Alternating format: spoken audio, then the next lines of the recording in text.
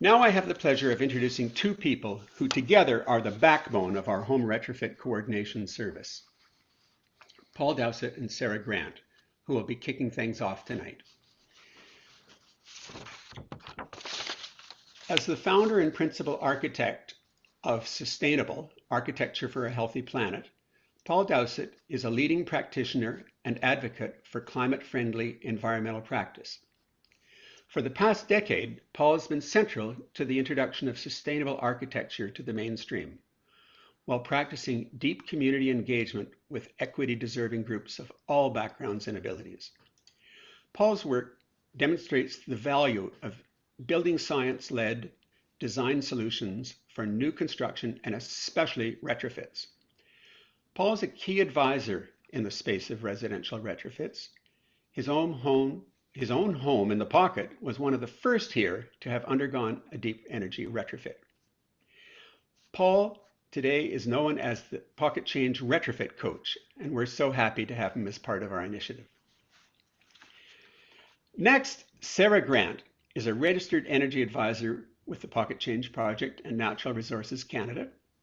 She's co-founder of Goldfinch Energy, a leading Toronto energy retrofit consulting firm.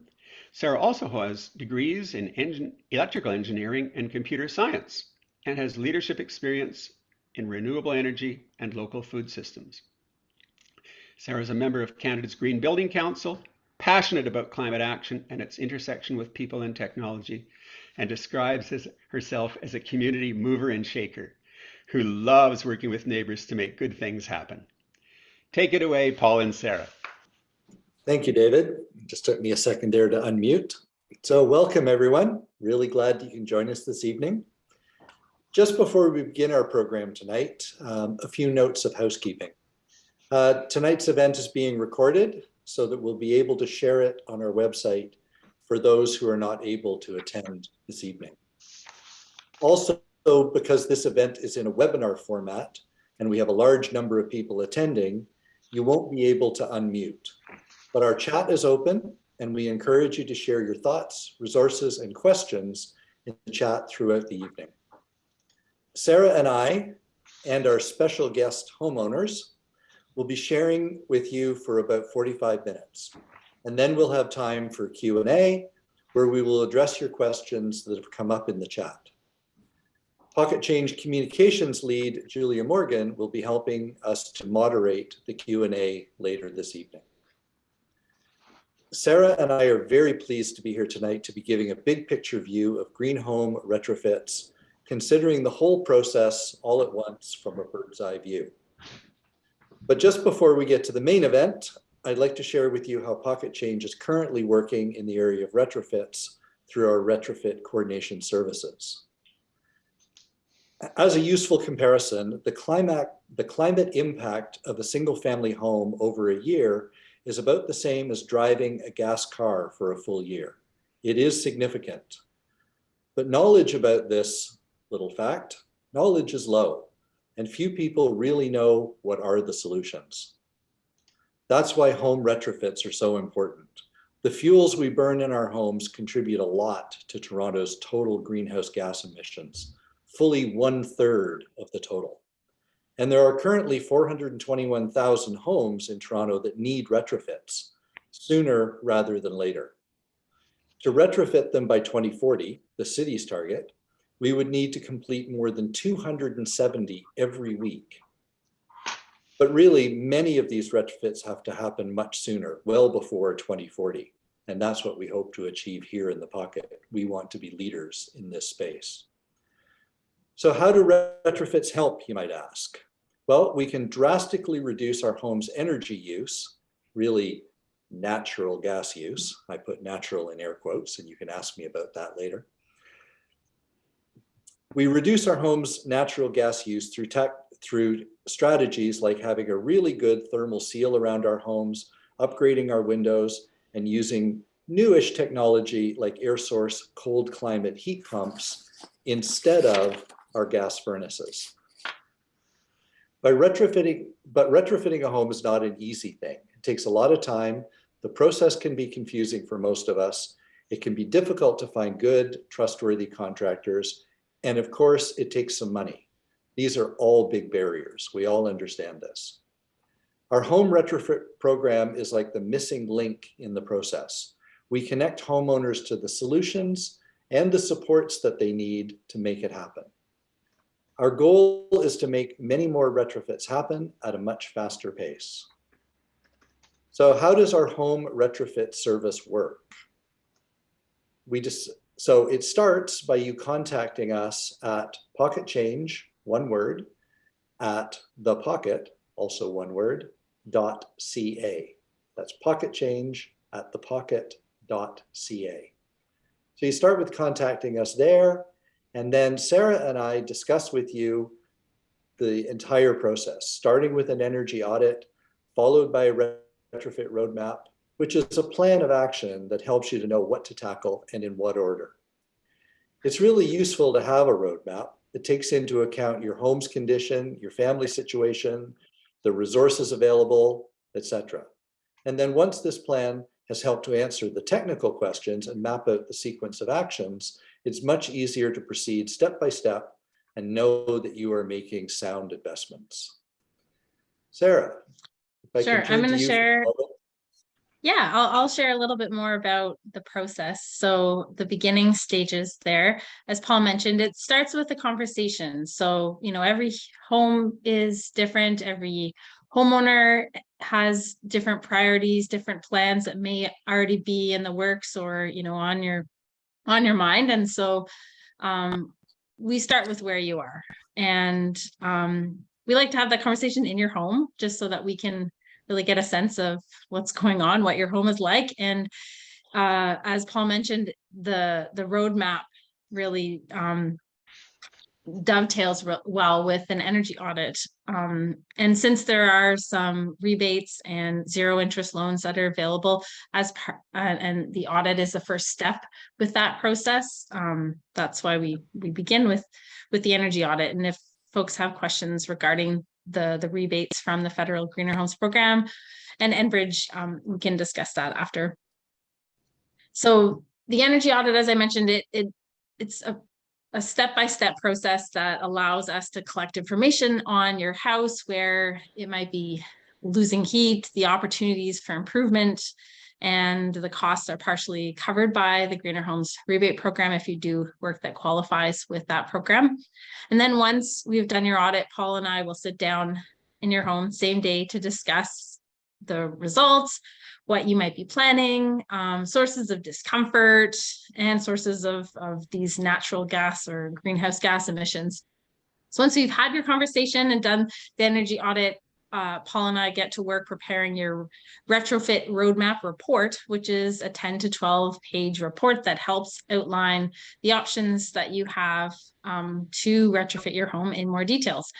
So it's designed to help with three things: what to do on your home. You know, maybe you're wondering, what's the solar PV potential on your roof, or what would it look like to insulate and air seal my home from the outside or the inside? Number two, in what order, and you know, what matters in that order. Sometimes sequencing matters, sometimes it doesn't. And third, how to get the work done, which is just as important as what. We'll talk a little bit more about that later, but that includes recommendations on materials that are lower in embodied carbon and the pieces you want to make sure you get right, for example, when purchasing windows or air sealing. So once you've got your roadmap in hand, Paul and I have another conversation to answer any questions. And the idea is to sort of help you really refine the plan and get started on the immediate next steps, which then leads to our retrofit installation support service. Take it over, Paul. Great, thanks, Sarah. Yeah, so after the roadmap, our service can also offer homeowners considerable support through the process. We can offer access to a retrofit coordinator who can help answer your questions and give you support, or rather connect you to support from other homeowners in the pocket going through the same process. In the past year and a bit, we've learned how well this system works. We have the experience to tell us. And we call the homeowners working through the home retrofit process, or who've already completed retrofits with us, we call them change makers. because they really are making change. We've been doing all of this for about a year and a half in our neighborhood here in the Pocket, and we already have more than 20 homeowners in various stages of the process. Along the way, we've learned a few things, and I'll give it back to Sarah now to talk about a couple of our Sure. learnings. Sure. So one of the first ones, I think it sort of took us all by surprise. We had lofty goals. We feel the climate emergency, it creates a sense of urgency, I think, in all of us. I'm sure many of us here. And, yet at the same time, what we have found, both through Paul and our personal experiences in our own homes, but also in working with people, that reducing emissions in your home, mostly heating with gas or heating your water or cooking, it's a journey, and patience is required. So it can take time and money to move forward. And so, yeah, that patience is really, really important. Slow and steady does win the race. Rushing to try and get something done can be a bit of a shame, because these are fairly large investments. And if you rush to try and do something just because you want to do something, you might end up regretting it later on. So we find it's worth exploring all the options, taking the time, find the right contractors, and do it right the first time. The second learning is how the work is done is as important as what you do. I kind of already said that before, but with our old homes, things are a bit more complicated than just insulating the walls. There are other factors to consider, and two of them, attention to detail and air sealing. So a lot of our homes, particularly in the Pocket, but my home as well, which is just Pocket adjacent, in East York, the greatest source of heat loss is air leakage.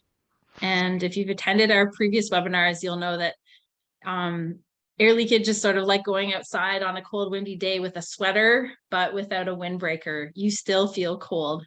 So attention to detail with air sealing, and having a plan, having contractors that are bought on board, having window installers that are on board, that really matters. And in fact, with old homes, and we always think about, not wanting to cause more problems. One of the biggest causes of moisture in walls is due to air leakage. So it's not only important to address because it's a high source of heat loss, but because it is also a cause of moisture issues. The other sort of important one, and then I'll pass back to you, Paula, when it comes to how we do things, is thinking about the materials. And again, I think we have had a previous webinar on this. So I'll just say briefly, avoid materials with high embodied carbon. So if our goals are to reduce greenhouse gas emissions, doesn't make sense then to throw a bunch of stuff in our homes, on our homes, that have a lot of embodied carbon in them. So materials we really love: rock wool and wood instead of spray foam and concrete. Back to you, Paul. Yeah, nice one, Sarah. Very good. As Sarah mentioned, it's really important to find the right contractors. We know from our experience that finding contractors who know what they're doing and who are available is difficult. This is where you need some patience. We are doing everything we can to train up as many contractors as we possibly can, as fast as we can, to do things right. A lot of contractors want to do things right, they just don't know how yet. So it's been a gap in the market up until this point. So part of our retrofit coordination service is to introduce you to contractors that we know that can do the job right. There are lots of contractors who will say they can do it, but they can't. And it's much more difficult to fix it after the fact. So better to get the right contractor in the beginning. Beware of contractors who try and steer you away from your plan. A lot of contractors have a lot of misinformation. They want to do things quickly and as simply as possible so they can get out of there. That's really not the kind of contractor you want to be working with. You want to be working with those who want to do it right and who know how to do it right. So back to you, Sarah.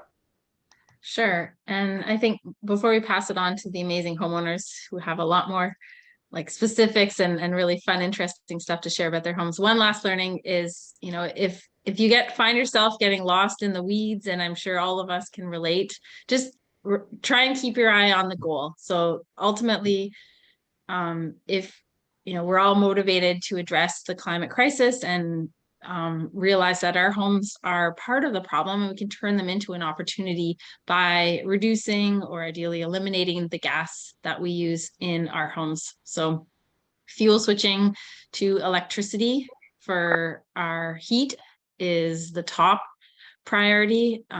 Heating with gas, whether it's a boiler or a furnace, is usually around 80% of our home's emissions. The next top source would be hot water. So, and we've had webinars on these things, but just quickly, when you're fuel switching for a gas furnace or a boiler, there are heat pumps that can do either. For a gas furnace, there are air-to-air heat pumps. And if you have a boiler with radiators, there are heat pumps that work with air to water. So they get heat from the outside air and then transfer that to the water that can work with your rads. And then with water, there are two good options that I like. An electric tank with an off-peak timer. So it's just a standard well-insulated tank. And then the timer is set so that you only reheat your water overnight when electricity is cheap. Or an heat pump hot water tank. And both have pros and cons. I'm not going to get into them in too much detail tonight, but there are options, and ultimately keeping your eye on that goal of reducing or ideally eliminating the gas that you use in your home. And you know, the best feeling is being able to call Enbridge and say, you know what, I'm done. I'm no longer your customer. So if you can keep that in mind as you get stuck in the weeds, hopefully that can help. Okay, I think I am now passing it. Actually, I'm not sure who I'm passing it back to. Back to me. Okay. Thank you, Paul. No problem. Thanks, Sarah. Yeah, as much as David mentioned that my own home was one of the first in the pocket to get a deep energy retrofit, I did all of this back in the day when gas was the better option. Our electricity grid in Ontario 25 years ago, even 20 years ago, was still quite dirty because we burned a lot of coal to make electricity. Well, now today, our electricity grid is much cleaner than burning gas. So I'm halfway through the process of eliminating all the gas appliances in my house right now. And if the energy gods are willing, this will be done before mid-December, and I will be completely off gas in my house, and I can kiss Enbridge goodbye, which will be the best feeling imaginable. But all that said, let's get to the main event. We have three amazing pocket area homeowners, Gina, Jeb, and Chris, who have already done a tremendous amount of work to their own houses, and they're willing to share this evening, which is incredibly generous of them. So first of all, I'll introduce Gina, and then Gina will give a little presentation, and then I'll introduce Jeb, and then Chris. So Gina Benetti was positive that she had squirrels in the attic of her century-old pocket home, until she learned that the noises that she was hearing were actually the result of animals walking on top of her roof. With so little insulation in her attic, it sounded very convincingly like these critters were on the inside, but they weren't. Now, after a moderate investment in new siding and insulation, Gina has dropped her energy use significantly and is enjoying a much more comfortable and less drafty home. So Gina, if I'll turn it over to you, and if you'd like to make a little presentation for us. Hi.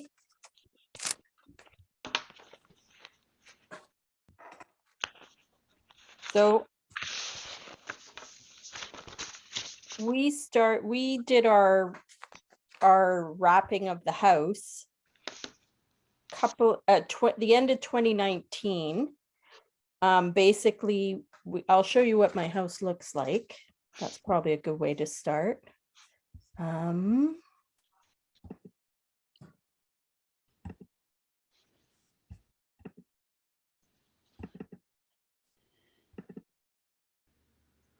So that is our house. Basic, very common house in the pocket, brick all the way around, a bit of siding on the back, but that was it. And tons and tons and tons of drafts. So when I found out we could wrap the house instead of ripping down all the walls, we decided to go that route. And the first thing they did was they had to put this blue skin on it, which is they put glue and then they put this blue skin. And then they put the insulation, 2 layers of insulation. They had to frame it and then put the 2 layers of insulation on. And then we covered it. What's this one? That's the insulation on, but it actually makes your windowsills, like your windows are then recessed. So one of the bonuses actually that we just realized way after was the rain doesn't come in as easily. And then that's it at the end with the siding on. So with doing that, we also did the flat roof and, oh, I'll stop sharing. Did I stop sharing? Yes, okay, thank you. We also did the peak roof and the flat roof. So the whole everything is all insulated, and it made a huge difference for comfort and huge difference for sound. The challenge when we were doing it was the electrical, because when they opened up the ceiling to do the insulation, we realized we had knob and tube, and that was a whole other thing. We had to get all, you can't insulate on top of knob and tube, so that all had to come out. And so we weren't expecting to have a huge electric, you know, rewiring, but that's what happened. And we had to get, because when you're doing the siding, you have to, they have to come and shut off all the electrical for the, I don't know any of the technical terms, but for the electricity coming to the house, your big tower on the side, they have to come and shut that off. So, and then they have to pull it out so that everything else can fit behind it. So that was a little bit more complicated. We weren't expecting that, but we had great people working for us, and that worked out quite well. And what helped most was just we had the support. Like I had originally had conversations. I actually wish this program was up and running when I did mine. It was just before. So I did have some consultation with Paul and his group, but I wish I had like more, like I had kept, you know, asking questions and getting more advice as I was going through. But I did have a really great contractor, so that was really nice. The other mistake I made was I applied for the City of Toronto help loan. But what I didn't realize was that it's a great loan, but you have to interim finance that loan. So it doesn't help you at the beginning at all. So you still have to make sure you can, you know, pay everyone. And then once you get your final audit and everything and all that, and they take their time going through your application and and by the time you get that money, it's much further down the line. So I would, that's something you really have to plan for that I didn't know about. So live and learn. And yeah, so I just wish I had done more planning. Really, that's my biggest lesson that I learned with it. I still have more to do, but I definitely wish we had sort of done it more in stages instead of jumping right in. Having said that, it's been great. Like it's much more comfortable. We ended up doing a second last year. We started doing the basement because we had completely crumbled floor. So we had that taken out, the cement taken out, and then we insulated the floor and insulated all the walls. And so now I'm in the basement using it as an office, which I never thought would happen. Never wanted to come down into the basement ever. But it's really cozy and comfortable. And we ended up doing a little bit in the bathroom. We did the radiant heat floor, which is just beautiful. I wish I could have that through the whole house. I love that warm floor. And I think that's it. I think that's all the things we've done.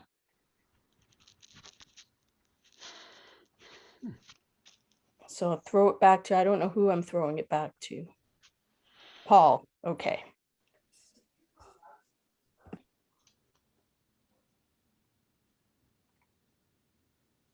Paul there? Paul's there. Paul, are you with us? You're on mute. Oh, is he being muted? No, he muted. Oh, Like, does he know how to unmute? Oh, yeah. He thinks he's muted. Aha. Now I can unmute. Thank you. Yeah, thanks for that great presentation, Gina. A couple of comments I'd like to put on top of that. Number one, I know I'm biased here, and a lot of people are concerned about the curb appeal of their brick houses and degrading that. I personally think your house is more handsome now than it was when it was a brick house. So, as well as being more comfortable and saving energy, et cetera, et cetera. And yeah, it's really too bad when you were doing the work you were doing that we didn't have this retrofit coordination service. But it was through going through the process with you and some with Jeb and his son Rashad, who's also with us this evening. It was going through that process that got us thinking that we really needed to have a retrofit coordination service. So it was only by going through the work with you people early on that we saw the need to make this happen. So thanks for helping us to get to where we are to help all sorts of other people. So all right, thank you, Gina. And next up, I'll introduce you to Jeb. Jeb Brugman and his family have lived in the pocket for 27 years. His deep retrofit journey began out of his family's deep values to take action on climate change and was sparked by their work to turn their semi in the pocket into 2 separate units, each with their own individual HVAC systems. So I'll turn it over to you, Jeb, for your presentation. Thank you, Paul. Thank you everyone for joining this evening. I don't have a photo of our house, but it is very much like Gina's. It is that classic brick semi. And as Paul mentioned, the project we've been wanting to do retrofit for a long time, but the moment came when we made a bigger decision, which is to create 2 units out of the semi, which involved underpinning the foundation and putting in separate HVAC systems and tailored to the users of each of the 2 units in design. So the basement unit, which I won't speak too much about because it's still on gas, but we did significant work there, but it does have a gas boiler, but we used a high efficiency condensing boiler. There's a heat recovery ventilator there and insulated the basement. So there's significant gains in energy efficiency from the basement and the HVAC system. And then I will share my screen and show what we did with the whole house. We decided that we, as most of us in the neighborhood have, we still have plaster and lath walls on the inside. So that's a big messy job to tear them out and then put in studs and insulate from the inside. So we decided to insulate from the outside, as Gina did in her house. And that involves 3 steps. Of course, first is wrapping it, and we used a blueskin wrap, which is very durable, and it's a membrane that self-adheres to the brick. And then over that, you'll see where the scaffolding is there, put in rock wool insulation. So one of the things we learned here is when you see in the picture here, there's one layer of the rock wall, just 1.5 inches of it. But Rashad, being a structural and a civil engineer, but with building envelope as a specialty, he did calculations and realized that you should do a double layer of the rock wall. So there should be 3 inches because of the thermal bridging effect. There's much less insulation value if you just do 1 layer. And then over that, we put cement fiber board, which is a bit of an eco error in the sense that it is concrete. Cement is, component of concrete that is a high carbon input. But an advantage of the concretized board is that it's extremely durable long term. So if you think about life cycle assessment, I haven't seen life cycle assessment, but we just decided between the attractiveness of it and the durability of it, that would be good. The other thing about those materials is both the blue skin and the rock wall are very fire, and the cement board that we put on, they're both very fire retardant. So you get a safety benefit there vis-a-vis other materials, particularly vinyl, which you don't want to have a fire with vinyl. It's quite toxic to everyone around it. So that's what we did with the exterior. And we wrapped the back and the front in this way, and left back in the side in this way. And then the front, we wanted that curb appeal. We left the brick, and on those walls, we did interior insulating on those walls.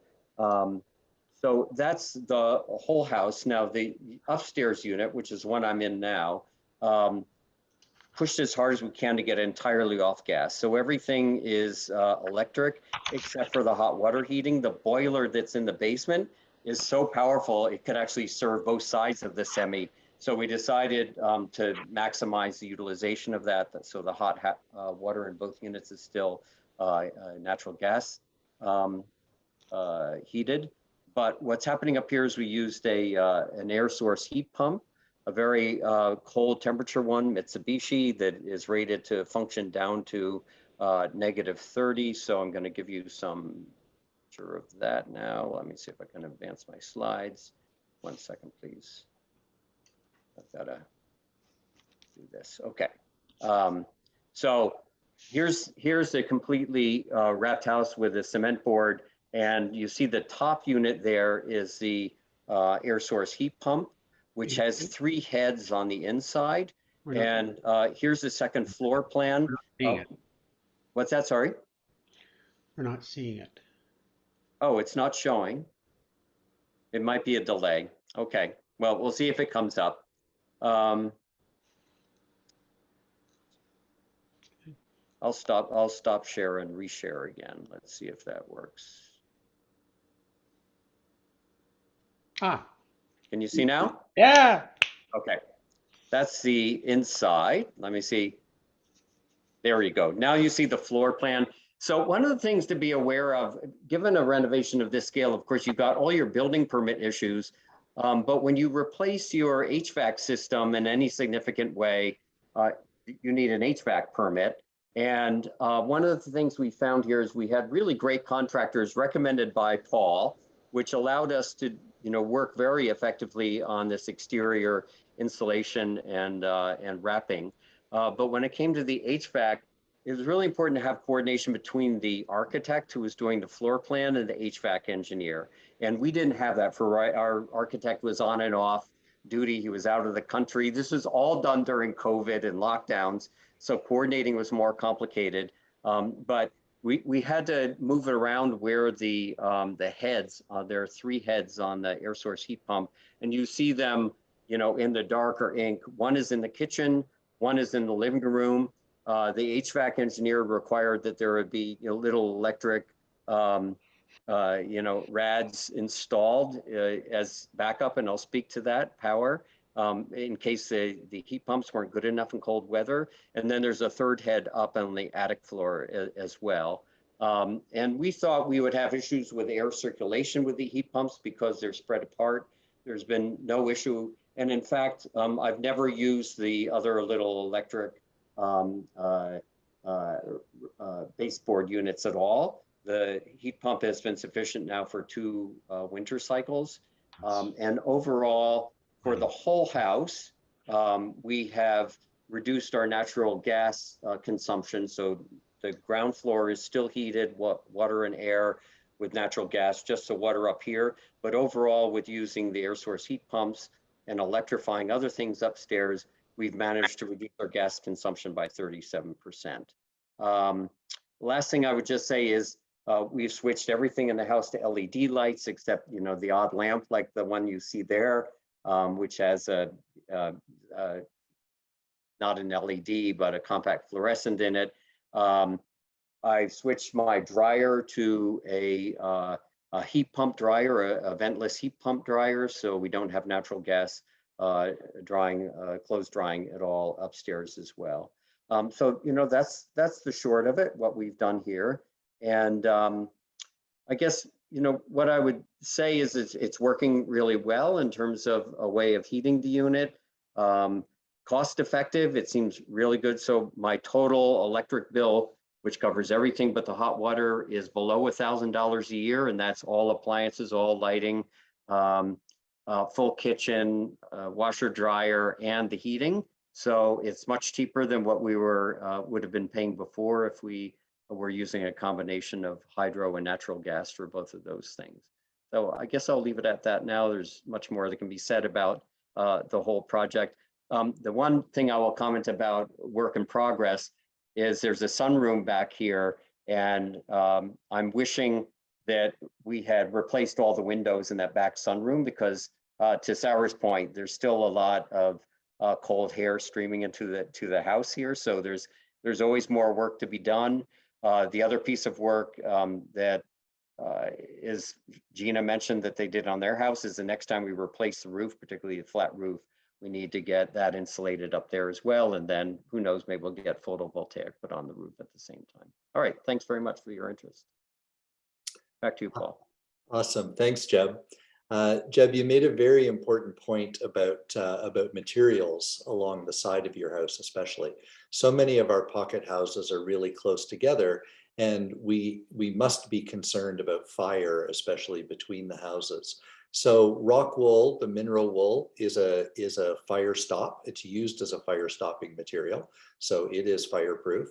As you mentioned, also the cement board siding, the hardy board siding, is also non-flammable, so it's very good to use in that. So we make a little bit of a trade-off. Yes, it's made of a cement product which has a lot of embodied carbon, but it's also fireproof, and the fireproof might trump the other part, because the only reason that we're allowed to use vinyl siding there is that the vinyl siding industry has convinced the people at the building code that their product is not flammable, because it actually doesn't burn. It turns into a toxic gas, as you mentioned. And so, and it's also the same with foam insulation. All these products that are made out of petroleum, they turn into toxic gas, as happened at the Grenfell Towers in London. That was the reason why so many people died in that fire. It was the foam insulation turning into toxic gas. So let's be understanding about this, and when we do need to make trade-offs for products that are fireproof, we're definitely doing the right thing. So thanks for pointing that out. Next up, we have Chris Trevor, and Chris Trevor is pocket adjacent. Chris Trevor has lived near the pocket for 13 years, and he walks his dog in our pocket dog park every day. So he's an honorary pocketeer, definitely. Chris started working on his own deep retrofit for his home more than a decade ago, and he's achieved some really impressive results, including becoming officially zero carbon a couple of months ago. So congratulations on that, Chris, and take it away. Thanks very much, Paul. Yeah, so I bought my house, which is again a typical East York semi, brick exterior, and I guess when I moved in, there were a couple of things that started my renovations, and one of them was sitting in my bedroom, and when the wind blew, it felt like the gust of wind blowing through the house, because the windows at the time were probably 20 plus years old.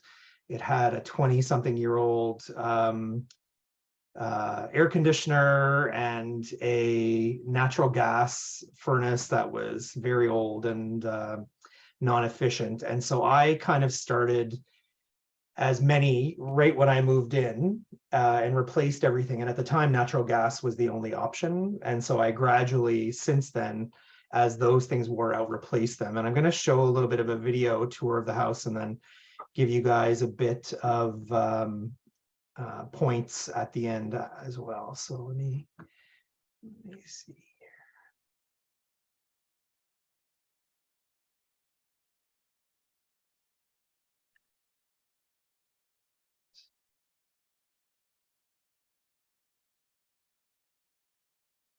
I just want to make sure I'm sharing the computers and I am okay. Hey, welcome to my net zero home. I'm going to start first. Here is my plug-in electric car. Charges after 7 p.m. so that electricity costs me less. And if I really want to go on long road trips up north or where there's no chargers, it can switch to gas. The charger, which I can control everything. And then over to the side over here, so there is the solar inverter that takes the sun's energy and converts it to electricity that feeds into the grid. And then this is the ultra cold heat pump that actually works down to minus 30 degrees. As part of these projects too, windows and doors, very important. So all the windows we got put in are triple pane argon gas in between them, and the doors are the same. So insulated metal doors with triple pane windows, so lets lots of light in and uses less electricity to light the home. Very typical Toronto house, narrow and long. And you can see in here again from all of the windows, over time, all of the light bulbs got converted to LEDs, so use less electricity. We also use a lot of smart features in the home so that when we come and go or we're not in rooms, things like the TV and the electronics turn off at a certain time of the day so that there's not leakage of electricity slowly through. And so we really try to reduce the amount of electricity we use so that the solar panels give me a bigger bang for my buck and produce more of the electricity. We did things like convert our natural gas and old appliances to induction, energy efficient venting outside to control the airflow and the air quality in the house too, since it's sealed a lot better. And you can see the back door as well. So more light, but also triple pane and insulated door. So no more drafts coming in from outside. And then just a peek outside, you can see something that you may not think of when you think of a net zero home is a hot tub, but actually the hot tub is very well insulated around the outside, the cover is insulated, and when they calculated how many solar panels I needed, there is enough electricity produced to actually keep this running all year round. So a nice bonus, and shows that just because you go green doesn't mean you have to give up some of the kind of luxuries that people like in their homes. The backyard, when I moved in, it was all paved. So we planted a lot of trees, and then there's a French drain back there as well. So rather than running water going off into the street, it actually is absorbed back into the water table.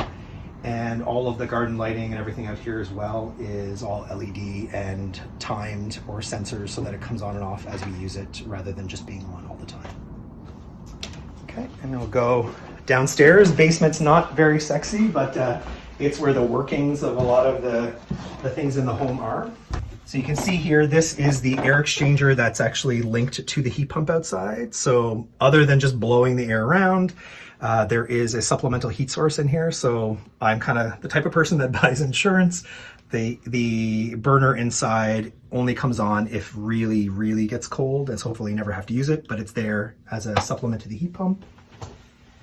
And then I actually converted from a on-demand natural gas hot water burner to this heat pump hot water tank. So you see it's much larger than the other on-demand was, but the top section here is a heat pump that takes heat that's already in my house and uses it to heat my hot water. Uses significantly, I think it's like 85% less electricity than a standard electric hot water tank does, and it's larger because it's insulated really well, so that it really, I only hear it come on maybe once a day, typically in the morning, after we've had our morning showers. You can see down here too, a lot of the ducting in the ceiling. There were lots of ducts in this house that were actually not connected to anything. So we had the ducts sealed. We had all the walls insulated down here on the inside as well as on the outside. And a lot of that was tied into projects to water seal the home anyway, that in a 100-year-old house you kind of have to do. So we built those environmental things into the project as we moved along. And the floor has insulation, so there's less dampness from the floor as well. And I think one of the biggest costs, and you can't really see, but behind here is my electricity panel. One of the larger projects on this is whether you have enough electricity capacity in your home. So getting an electrician to come in and connecting higher capable amount of infrastructure to bring it all in, because it does fill it up. Luckily, my house before I moved in was 3 apartments, so it had that capacity, so I didn't have to add a lot to it, but it is often one of the larger jobs for people that are doing these renovations. The other thing, and I know it sounds weird that the internet, but you'll see we have the mesh Wi-Fi system. So there's a hub on each floor in order to effectively and consistently keep all of the smart devices going in the house as they should. It gives more even Wi-Fi, and it makes it work more consistently. So an important part of the backbone of some of these auto features that are here.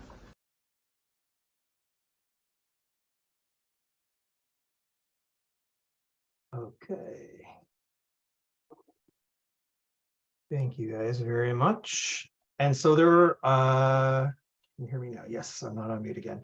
So a few of the things that were not mentioned in there, I guess the insulation over time, I used a recycled concrete insulation, which at the time when I did it was the kind of highest R value for the amount that you could put in. And I did put it in between the lath and plaster. And because like was already mentioned, I wanted to keep the appearance of the brick exterior. So the way they did this, and the why I chose this as well, is the expanding foams can cause damage and give off all kinds of harmful gases and everything. So this one does not expand. It kind of settles like a shaving cream does, and then hardens into kind of a foam board. It is fireproof. And the other added benefit in many of our neighborhoods as well is termites. Their termite skins do not like it. So it creates more friction when they're trying to get into your home. And so what they did is they injected it inside the house, and they had 3 holes between every joist. And then also, because our bricks in this my house doesn't have a wood frame, it's bricks. And so every 5th layer, the bricks change direction and there's a gap in between. They actually drilled in between the bricks outside and injected it in between the bricks as well. And because it's a natural stone product, it doesn't create moisture buildup and everything and ruin the bricks over time. And so the mason was also able to find some recycled bricks, and they used environmentally friendly ways to kind of clean all the bricks, because my house was painted 3 different colors. The bricks were a mess. So there was a kind of a big project there. The windows, I bought them at the time in January. No one was buying windows in January, so they were on sale, and I got all the discounts at the time as well. I have to say, one of the biggest frustrations, and it turned out to be one of the bonuses, was that everybody I talked to for the draftiness and why isn't there enough air exchange upstairs and the temperature difference between the levels of the house, they kept trying to sell me a bigger furnace, a bigger air conditioner, or put supplemental heat pumps upstairs because it's never going to be balanced. These old homes, total hogwash. It's once I got the ducts sealed, over 50% of the heating and air conditioning was being pumped into the floors and walls. It was probably the single biggest difference in the equality of the temperature through the house after all of the insulating and all that stuff was done. And I wish I had done that earlier and had someone even tell me that it existed.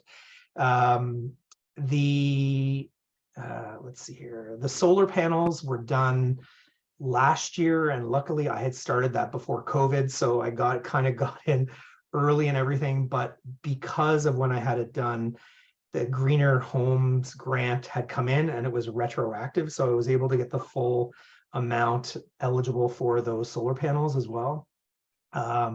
Smart thermostats, you know, backflow stoppers, all these things. And one of the things that I can give you a tip for everyone is, as you do these things, call your insurance company and let them know for your home insurance, because some of the things surprised me. It actually reduced my insurance monthly bills as well and my premiums.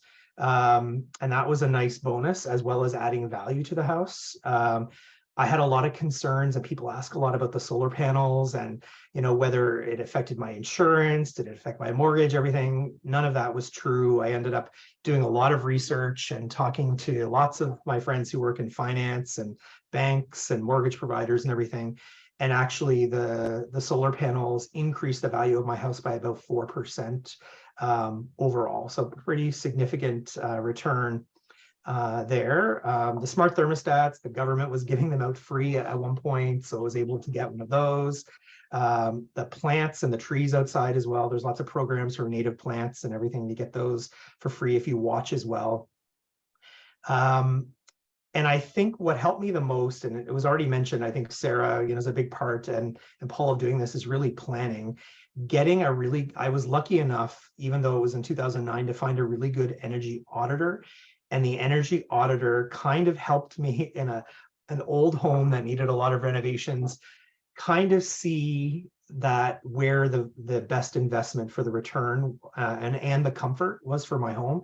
So I was able to, for the longest time, be a little bit depressed because I'm spending a lot of money on things behind walls and you're not seeing them, but you could feel the comfort with each thing that you did, like, go up significantly. And at the time I had natural gas still, so my natural gas bills at the end, I think I was only paying, even in the heart of winter for heat and hot water, was maybe like $45 a month. So again, reducing the usage significantly before switching to the heat pump. The challenging things was keeping track constantly of the rebates and the grants, and they rarely coordinated between the municipal, provincial, and federal governments. Finding knowledgeable contractors, you know, if you're kind of a science person like me, I was researching a lot, looking at all these things that were available in the rest of the world. I'd contact all the kind of leading contractors locally, and none of them knew what I was talking about or didn't know how to get access, or, you know, a couple of them told me, you know, we get paid bigger amounts from the companies that sell natural gas products and furnaces and air conditioners, so they didn't have incentive to switch. They didn't know how to install them. They didn't know how they went together. So, you know, it took me a long time to kind of do a lot, but I used HomeStars a lot, actually, which was better than just picking random. And I could find a few people here and there that were getting things done and get their feedback.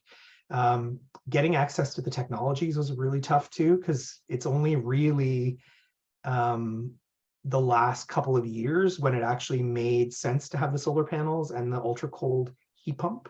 Because when I, a few years back, looked at getting solar panels on the roof, they weren't efficient enough to be worth putting up there, and they weren't able to supply enough energy to actually take me kind of off, quote unquote, off grid. So now they are able to do that, and they're easy, kind of plug and play. You can expand them. You know, they'll probably last me about 25 years. So really, really great. So technology evolution has come a long way to making this possible as well. The other thing that I found, especially for a lot of the things outside the house, many of the people that did my brickwork, did the insulating on the outside of the house, which, by the way, the insulation on the outside of the foundation also was partially to prevent like bugs and everything from crawling through the foundation, the termites. My backyard used to be kind of a lake, which termites like warmth and water. And so the warmth, because my basement wasn't insulated and a yard full of water, was like a haven for them. And many of my neighbors had termites burrow right through the brick in their foundation. And so This is not unusual. Again, our foundations, I thought, oh, they're all made out of concrete. They're not. They're made out of the same brick that's above grade. They just cover them below grade. And the termites we have in Toronto burrow right through it. So the type of insulation that's out there was a more natural type. It was thick because I didn't have to worry about the space. And it also prevents or slows down the termites from getting into your house. I wish I had had a group like this and all the resources, human resources, and the people to connect with on the Facebook groups and everything. Really amazing. And I think though, what's made it worthwhile for me, my house is so much more comfortable. I'm always in shorts and a t-shirt in my house because it's really comfortable. Financial security, I'm in my mid to late 40s and hoping to retire at some day with all the increasing costs. I have one bill now that is the same all the time, predictable. I don't have to worry about things, and the return, as all of the prices of everything went up, my return for when it pays for itself goes up a lot faster. So my estimate for the heat pump and the solar panels is probably about 7 years for it to pay for itself with all the rebates and everything that I was able to get. I get excited every month now to get my Toronto hydro bill because it's negative almost all the time. And so we're literally printing money and to help pay for itself over time. And the other bonus that I didn't anticipate in my plug-in hybrid car, so my car will go about 83 kilometers in the summertime on pure electric. And that's enough for me, like 95% of my driving. When gas is $2 a liter, my house actually supplied all of the electricity energy for my car. So I have only gotten gas 4 times since last January. And it's really meant a lot again with security going forward. Yeah, so I think that's it. And I probably went a bit over, but I get pretty excited about it when I talk about it. Thank you so much, Chris. Absolutely do not apologize for your excitement. Congratulations on all the work you've done. It's amazing. I personally especially like the way you extended the work outside the house, considering, a rain garden and pollinator friendly native plantings and all those things. So yeah, this sort of work doesn't need to stop at the exterior walls. It can extend right to our property lines. Also, thank you very much for mentioning how important the sealing of leaky ductwork is. It's a relatively inexpensive thing. Most contractors won't suggest it because they don't make a lot of money on it. They will suggest all those other fixes that you mentioned. Just upsize your equipment, burn more gas. Yeah, that's the solution. Anyhow, so thank you so much for being persistent about finding the right solutions and finding the right contractors to do the work. It's you did the tough slog, and the rest of us can learn from you doing all the work, and we won't struggle quite as much as you did, I hope. But thank you so much for the work you did. That's awesome. So Julia, I think it's now time for the Q&A, and I think we're pretty close to still being on schedule now. We need about 5 minutes at the end for a little wrap up. So if you can keep your eye on the clock, that would be great. But okay, we have a lot of great questions that have come in. Thank you, everybody. So I'll just start at the top. So from David Smith, he would like to know, what is the expected useful life of a heat pump? Sarah, do you have some intel on that? Oh, we have to unmute Sarah somehow. Great, thank you.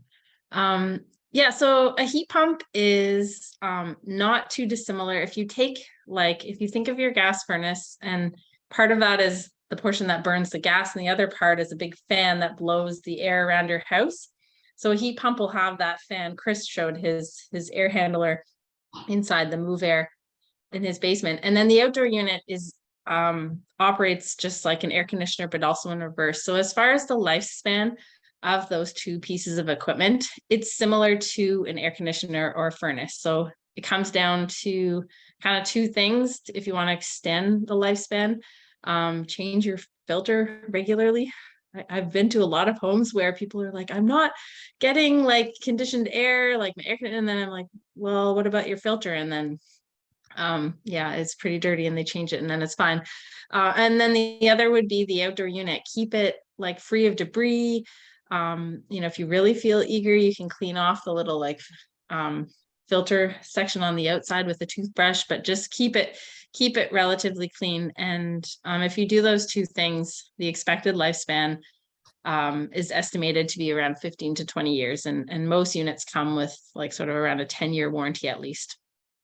So pretty similar to a gas furnace or an air conditioner. Okay, next we had Tobias asking about energy audits and the timeline after that to the work. So with the Greener Homes Grant, is there a deadline after the audit until when the implementation of the retrofit, for example, a heat pump installation, has to be done? For the Greener Homes program, the only deadline is the end of the program, which is June 2028. So, or if the money runs out sooner, but doesn't look likely. So you have a lot more time than, you know, typical programs. And while I'm talking about rebates, I know this is supposed to be at the end, but I might as well now, if that's okay, Paul. Enbridge has, although I know we don't all really love Enbridge, but they have just announced a new program that launches next year. The details and sort of the finer details are still getting worked out and are clarified, but it looks like they really had their hand slapped by the Ontario Energy Board because their rebate program for the last few years has been, this is being recorded, it's not been great. And as a result, they've just been sitting on money. No one's really applied to their rebates. In fact, if you installed a heat pump, you automatically were disqualified for going for Enbridge rebates. So whereas going forward, the Enbridge program will now be like a top up to the Greener Homes program. So for a heat pump, for example, if you install a heat pump that's sort of a cold climate heat pump that qualifies for a $5,000 rebate from the Greener Homes program, you can also receive a $1,500 top up from Enbridge. The details, as I said, of sort of exactly which ones and what, there's a few questions that I have, but it's potentially a good scenario where you can get even a little bit more than what you could from just the Greener Homes program for this work. So I think I answered the question and then I segued. And the good news is Enbridge typically has had 120 days to do the work, which has been also kind of ridiculous. So they've also waived that. You don't have, and their program, I think, is running for the duration of the Greener Homes program. So it's one stop, one energy audit. You're automatically, you don't even have to enroll in the Greener Homes program. Actually, the energy advisors and the service organizations are going to do all that work, which is so nice too, because anyone who's tried to fight with the Greener Homes program and tried to log in can relate. So yeah, you just get an energy audit and talk to your energy advisor and sign the forms, and you'll be enrolled in both the programs and able to take advantage of both of those rebates. Great to know. Okay, someone mentioned that on the Facebook Home Retrofit Forum, which is an excellent resource for everyone to join if you're on Facebook, somebody posted there that they had an energy audit done and their consultant disappeared who did the audit. Does this person have to have a new audit before applying for a government rebate? I've just been through this scenario because unfortunately, just primarily it seems because of COVID so the way energy advisors work is we're a federally regulated body. And so at the top, you have Natural Resources Canada, our federal government. At the bottom, you have thousands of energy advisors across Canada. In the middle, there are service organizations, and their job is to basically be the go-between, so that NRCan doesn't have to deal with thousands of energy advisors. They do quality assurance, and several service organizations have, in the last month, two that I know of anyway, not several, two are no longer operational. So if you had an energy audit with Green Saver or Barrier Sciences Group, you are unlikely to get a hold of them. So you can still get an audit from another advisor. And I've since learned that because of this happening, it's possible then for that advisor to get your audit results from the pre-work, so that, yeah, you don't have to start from scratch. There might be a little bit of an additional fee. I'm not exactly sure. It probably depends on the advisor and the organization, but you're not starting from zero. You're not left out in the cold. Natural Resources Canada still has your energy audit. So as long as it was done and submitted and, you know, part of the rebate programs, you're okay. And then now you can pick who you want to do the post retrofit audit, as it's called. Okay, and then Liz Addison is asking about the costs of the retrofits in our 3 case studies. And Jeb has already shared in the chat some information on his costs. So Gina or Chris, up to you to say or not say, whatever you like. Yeah, mine was in total for everything was probably about $80,000 in total, but I ended up getting about $25,000 back in rebates and grants. Wow. Amazing.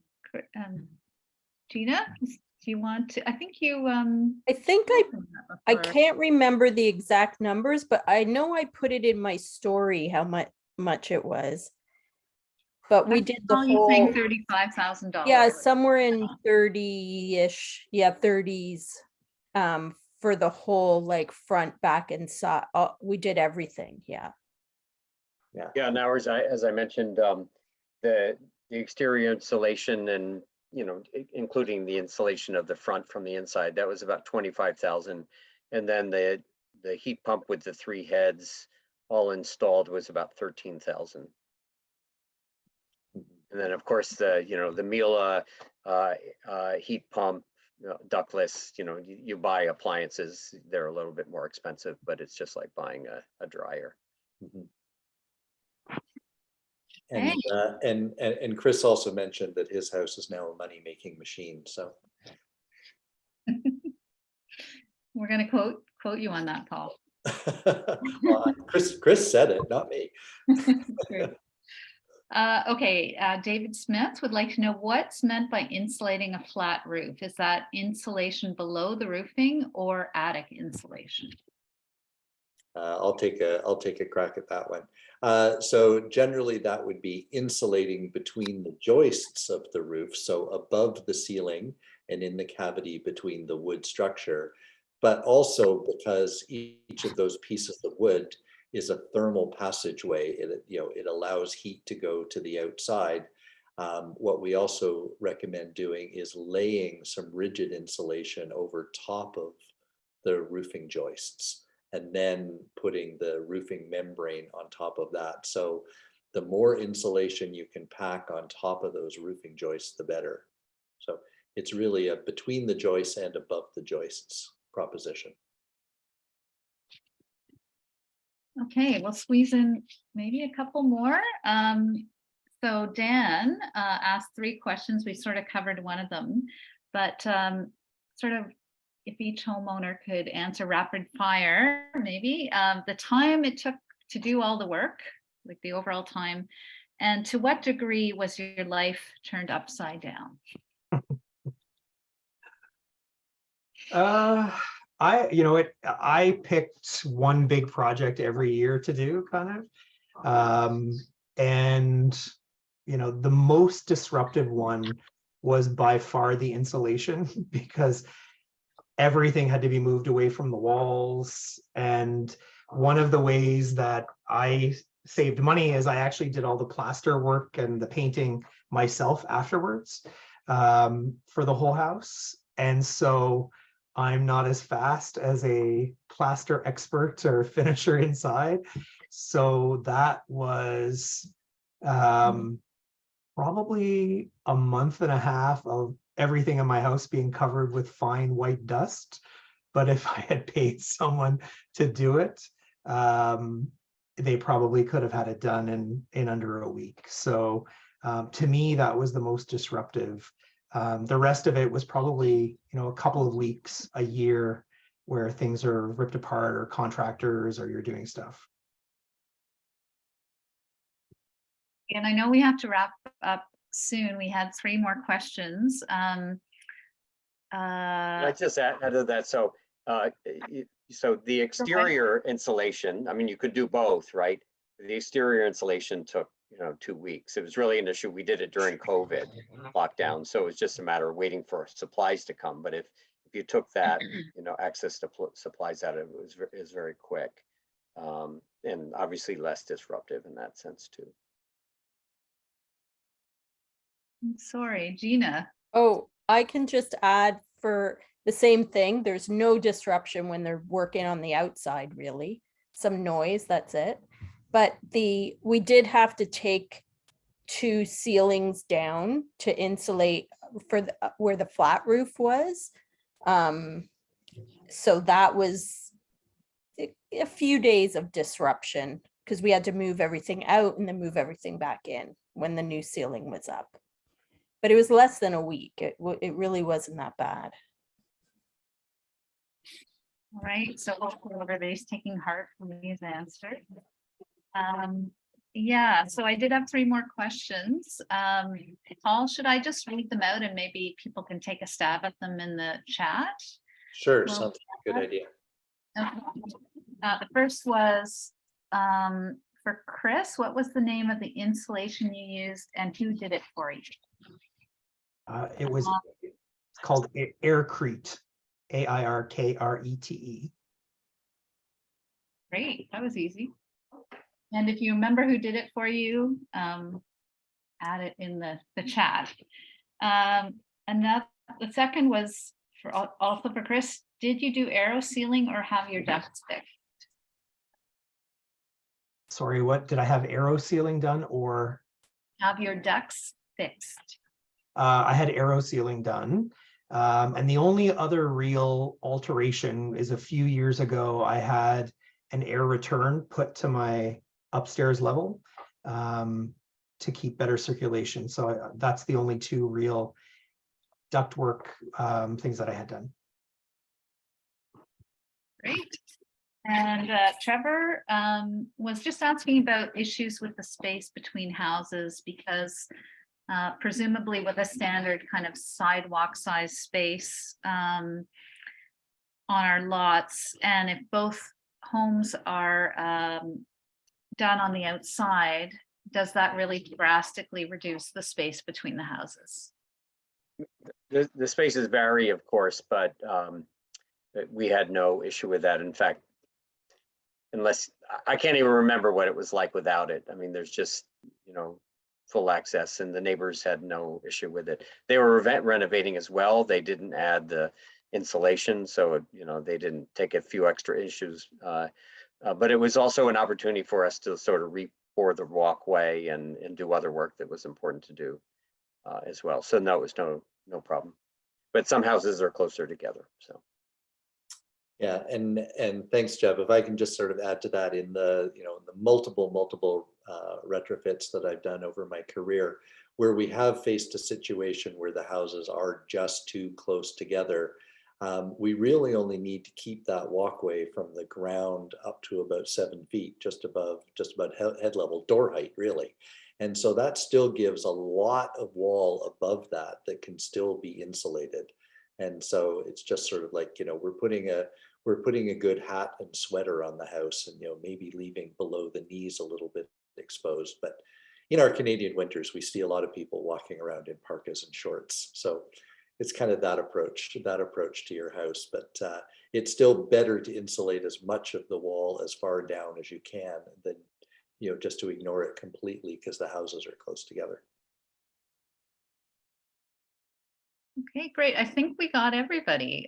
So I'll leave it over to you, Paul. Woohoo. Thanks, Juliet, and thanks everybody for attending. We do have a number of people that are on the webinar tonight that are also having work done to their houses. Sarah's doing work at her house. I'm doing work at my house. As we've explained, 20 years ago, I I did the wrapping in insulation and the adding the solar panels. I've done this all backwards, and because it was the right thing to do at the time. I wish then I had known the importance of air sealing as well as I know it now. I would have air sealed my house a lot better 20 years ago, but we'll do the best we can to fix that now. And now the thing that I'm doing is getting rid of all the gas so that the house will be completely electric. Sarah's doing similar work at her house. Mike and Lori O'Neill are doing similar work at their house, as are David and Susan. Eve Wyatt has done some work at her house. Paul Woodman is doing work at his house. That's just sort of a smattering of people that I see on the screen right now. So maybe we will have another webinar similar to this, and we'll have more stories from more homeowners. So talk this up amongst people, amongst your neighbors. Get them to tune in to our next webinar.